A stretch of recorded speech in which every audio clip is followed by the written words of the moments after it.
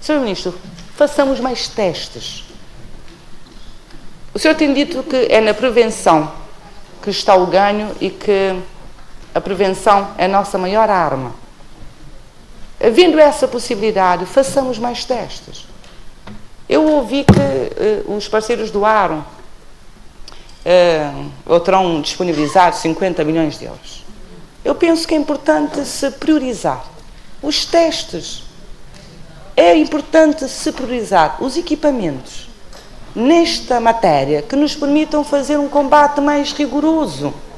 Eu defendo, portanto, uma maior abrangência do teste, claro, com inteligência, saber o período certo, portanto, os casos suspeitos, as pessoas que estão em quarentena, as pessoas que estiveram em contacto, ou seja, maior abrangência do teste para maior segurança. Mas nós somos dos países altamente vulneráveis a esse tipo de infecção. Não se esqueçam que somos um país altamente turístico e que nos visitaram durante muito tempo turistas de vários países afetados. Como é que se soube que havia esses 45 casos de entre a população em quarentena, uma vez que eram todos assintomáticos? Porque se fizeram os testes. O Governo andou bem ao fazer os testes, ao aplicar o teste a estas pessoas. Muito bem, independentemente do resto, mas foi uma boa decisão. E eu pergunto-lhe, os que saíram do Hotel Palace, os 100 e tal, os que estiveram aqui na praia em quarentena obrigatória no Hotel Trópico e outros, 200 e tal, os que estão em quarentena obrigatória em São Vicente, os que estão em quarentena obrigatória no Sal, nem falo dos que estão em quarentena domiciliária. O que é que eu quero dizer, Sr. Primeiro-Ministro? Se não tivéssemos feito os testes na Boa Vista, continuaríamos a dizer que Cabo Verde teria apenas 11 casos. Nós saltámos de 11 para 55 por causa dos testes. E hoje já vamos nos 56, mas é uma outra situação. Portanto, eu penso que, apesar de todas as condicionantes que eu coloquei no início, se nós temos capacidade para fazer um pouco mais de testes, alargar um pouco mais o espectro, Sr. Primeiro-Ministro, penso que ficaríamos todos mais descansados com esses resultados.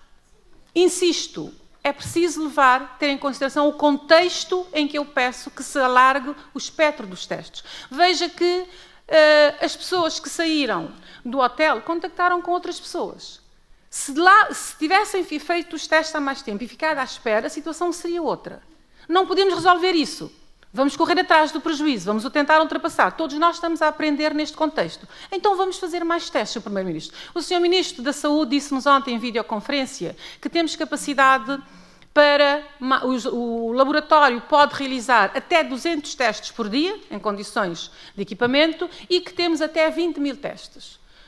O Diretor Nacional de Saúde disse que o número de testes é entre 3 mil a 4 mil. Portanto, embora haja aqui um gap em termos de informação, provavelmente não terei percebido aquilo que o Sr. Ministro da Saúde disse ontem, mas independentemente de tudo isso, parece que podemos alargar um bocadinho mais os testes. É essa a minha grande preocupação neste momento, Sr. Primeiro-Ministro, é alargar um pouco o espectro dos testes. Obrigada. Em relação a testes, é evidente que nós temos vindo a alargar o número de testes que estamos a realizar a nível do país. Já, primeiro, começamos só com os casos suspeitos, como sabem, mas neste momento não só fazemos os casos suspeitos, nós fazemos para todos os contactos dos casos, incluindo também os profissionais de saúde, e dessa forma vamos alargando cada vez mais a realização de testes. Não há confusão entre aquilo que eu disse e aquilo que disse o Dr. Artur, eu posso explicar. Na realidade, temos possibilidade de realizar 20 mil testes.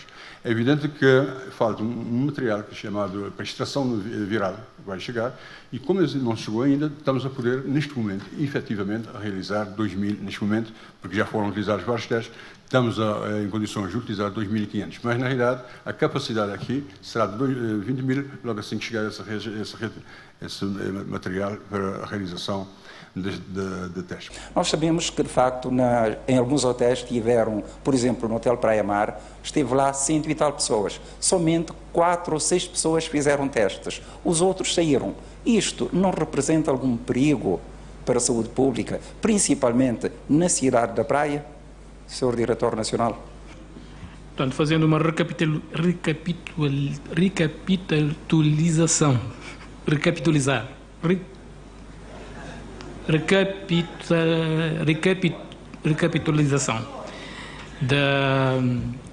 dos casos.